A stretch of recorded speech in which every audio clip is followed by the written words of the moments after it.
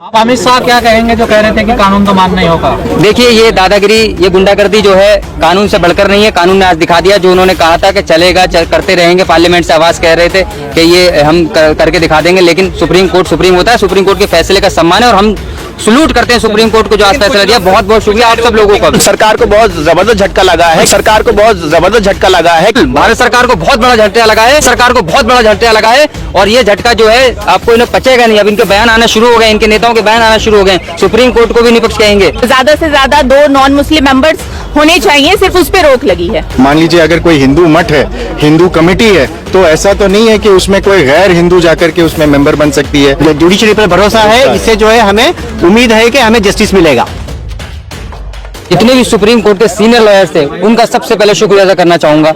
वो कोई मुस्लिम नहीं थे, वो हिंदू लॉयर्स थे, लेकिन उन्होंने हक के लिए, जो उनको पता है कॉन्स्टिट्यूशन पे हमला करने की कोशिश भारतीय जनता पार्टी कर रही थी, उसके खिलाफ आज सुप्रीम कोर्ट ने जिस तरीके से 7 दिन के बाद आपको पता है जवाब दाखिल करने के लिए कहा है। लेकिन जो स्टेटस है, जो चीजें हैं, न किसी में तब्दीली होगी, न प्रॉपर्टी इधर से उधर जाएगी, न किसी का अपॉइंटमेंट कर सकती है भारत सरकार, न कोई आर्गुमेंट चले। तो सरकार को माना जाए झटका लगा है इस मामले में? बिल्कुल, सरकार को बहुत जबरदस्त झटका लगा है, क्योंकि आज बहुत बड़ा दिन है हमारे लिए और जितने वकील इनके लड़ाई लड़े थे, जिन्होंने ड्राफ्टिंग की, जिन्होंने मेहनत की, उनका शुक्रिया अदा हम दोबारा से करते हैं। और बहुत बहुत हम शुक्रिया अदा करते हैं सुप्रीम कोर्ट के जजेस का, जिन्होंने देश के जो लोकतंत्र की हत्या करने के लिए सरकार आज लगातार प्रयास कर रही थी और उसमें कामयाब भी होते नजर आ रही थी। लेकिन supreme court is the supreme, उससे बड़ी पावर किसी की नहीं होती। आज दिखा दिया है कि जिस तरीके का ये कानून था, ये संविधान को झटका दे रहा था। तो सुप्रीम कोर्ट तो ये चीज बर्दाश्त नहीं कर सकता, क्योंकि he is the custodian of the supreme constitution. सबके देश में कानून है, कानून से बढ़कर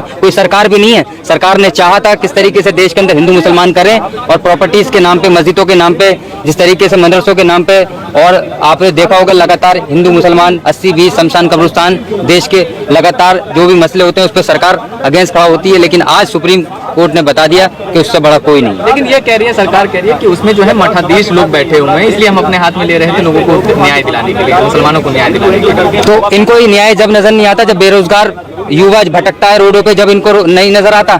जिस उस पर आए थे, जो कह रहे थे हम रोजगार देंगे, 15 लाख देंगे, जो लोगों के स्वास्थ्य की बात होनी चाहिए, महिला सुरक्षा की बात होनी चाहिए, इस देश में महंगाई बढ़ रही है उस पर बात होनी चाहिए, लेकिन उस पर बात नहीं कर रहे हैं। ये लगातार वक्फ बोर्ड को लेकर आ रहे हैं, नमाज को लेकर आ रहे हैं, शमशान कब्रिस्तान को लेकर आ रहे हैं। इनका एजेंडा साफ नजर आता है, किस तरीके से बांटने की कोशिश की जा रही है, हिंदू मुसलमान करने की कोशिश कर रही है, मंदिर मस्जिद करने की कोशिश की जा रही है। जहां आपने देखा होगा खुदाई के नाम पर किस तरीके से मस्जिदों पर हमला किया गया, मदरसों पर हमला किया गया। आज सुप्रीम कोर्ट ने एक इतना बड़ा फैसला सुनाने के बाद ये कहा है कि आप देखना, ये जीत जो है 5 मई के अंदर भी हम लोगों को इसमें प्रॉपर स्टे मिलेगा। क्या इस कानून के खिलाफ जो मुसलमान विरोध प्रदर्शन कर रहे थे, वो विरोध प्रदर्शन अभी भी जारी रखना चाहिए, फिर इंतजार करना चाहिए फैसले का? देखिए, हम कहेंगे जिस तरीके से बंगाल के अंदर साजिश करके बदनाम किया जा रहा है मुसलमानों को और सरकारों को, जो भाजपा लगातार चाहती है कि ममता बनर्जी को हटाने की प्लानिंग जो चल रही है, वो उनके बहकावे में नहीं आए। देश का संविधान हमें इजाजत देता है, भारत का संविधान हमें ये इजाजत देता है, पीसफुल प्रोटेस्ट करें। अगर कोई प्रोटेस्ट भी कर रहा है, पीसफुल प्रोटेस्ट करें, दायरे में रहकर करें, कानून के, उससे बढ़कर कुछ नहीं है। प्रोटेस्ट करने का हक है,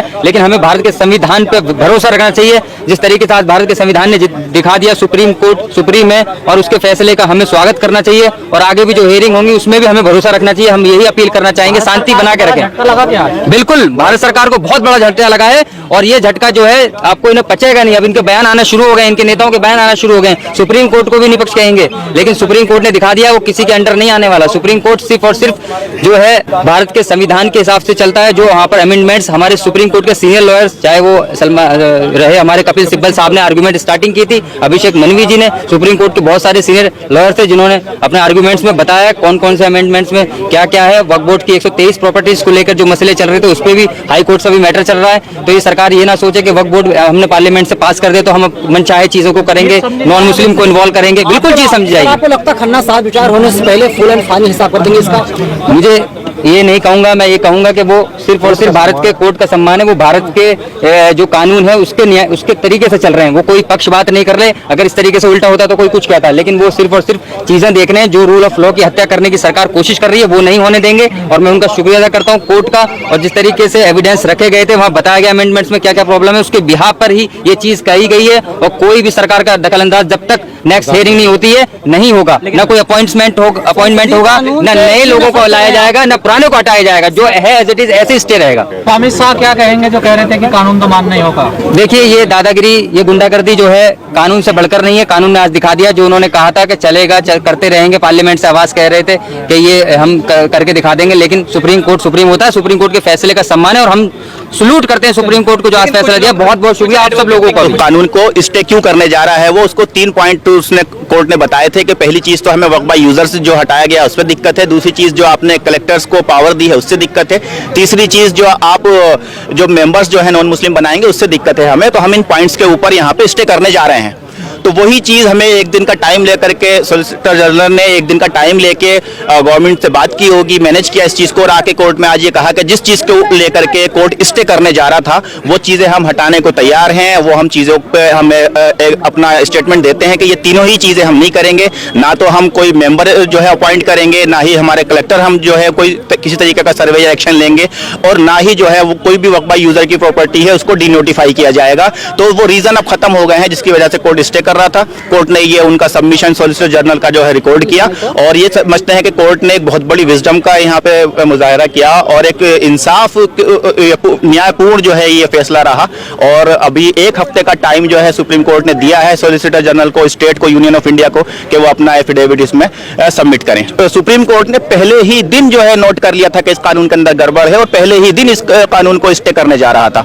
मान लीजिए अगर कोई हिंदू मठ है, हिंदू कमेटी है, तो ऐसा तो नहीं है कि उसमें कोई गैर हिंदू जाकर के उसमें मेंबर बन सकती है, क्योंकि कुछ नियम कानून है, कुछ नियम अधिकार है, कुछ चीजें हैं जो उस पर्टिकुलर रिलीजियस कम्युनिटी की होती है, तो उसको ना ही इंटरफियर करे, ना ही दखलंदाजी करे, वो ज्यादा बेहतर है। 300 साल 400 साल का जो कागज है और जामा मस्जिद है 300-400 साल की है, वो जो वक्फ किया था उसका कोई डॉक्यूमेंट नहीं होगा ना, तो यही पूछ रहे हैं ये लोग। तो इसका प्रेमा फेसी केस जो है इसीलिए तो जो है इंटरिम ऑर्डर मिला है।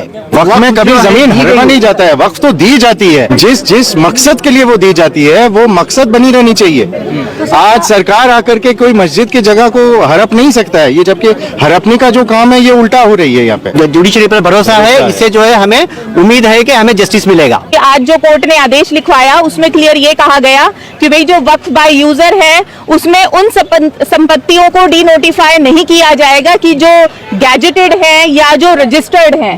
तो ये एक ऑर्डर में क्लियरली लिख देने के बाद कि जो वक्फ अमेंडमेंट एक्ट है उसके ऊपर कोर्ट से भी एक पूर्णतया मोहर लग गई है। हालांकि जो अभी जो मामला है वो खत्म नहीं हुआ है, वो कोर्ट में चलेगा, क्योंकि देखिए जो वक्फ बाय यूजर में जो ओरल वक्फ था तो इस चीज के ऊपर एक ये इनडायरेक्टली प्रहार है और इस चीज को भी गवर्नमेंट ने ऑथेंटिकेट कर दिया कि सिर्फ वो प्रॉपर्टीज डीनोटिफाई नहीं होंगी कि जो रजिस्टर्ड थी और गैजेटेड थी। तो देखिए हमारे देश में जो ट्रांसफर ऑफ प्रॉपर्टीज एक्ट है, रजिस्ट्रेशन एक्ट है, वो देश की आजादी के बाद और संविधान लागू होने के बाद जो एक इम्प्लीमेंटेशन में है। तो इस चीज को देखते हुए तो पहले सरकार के पास और फिर न्यायालय के पास ये भी प्रोविजन था कि उन प्रॉपर्टीज को ना डीनोटिफाई किया जाए कि भी जो रजिस्टर्ड नहीं है। तो बेसिकली यहाँ पे जो है कि जो पूरी जो मान्यता दी गई है वो कानून को दी गई है और एक आम जन के जो भावनाएं हैं, क्योंकि आज आप ये देखिए कि बांग्लादेश में क्या हो रहा है और जहाँ पे अगर एक वक्फ बोर्ड वो अपने आप में एक कोई भी संस्था को कैसे अधिकार दे दिए जा सकते हैं कि वो संविधान ने जो समानता का अधिकार दिया है वो उसको खंडित करें। तो ये 7 दिन के लिए जो रोक लगाई है ये क्या किसकी? देखिए ये जो 7 दिनों के लिए जो रोक है कि जो सरकार इसमें जो रजिस्टर्ड हैं संपत्तियां, जैसा कि मैंने पहले बताया, उनको डिनोटिफाई नहीं कर सकती। अगर रजिस्टर्ड है संपत्तियां तो उनकी रजिस्ट्री को कैसे आप रद्द कर सकते हो? सिर्फ आज सर्वोच्च न्यायालय ने ये कहा है वही प्रॉपर्टीज डिनोटिफाई होंगी कि जो रजिस्टर्ड नहीं थी। सर्वोच्च न्यायालय ने भी उस चीज को ऑथेंटिकेट कर दिया है और जो रोक लगी है सिर्फ 1 हफ्ते तक कि एक जो नया कोई भी वक्फ बोर्ड गठित करने की जिसमें ज्यादा से ज्यादा 2 नॉन मुस्लिम मेंबर्स होने चाहिए, सिर्फ उस पर रोक लगी है।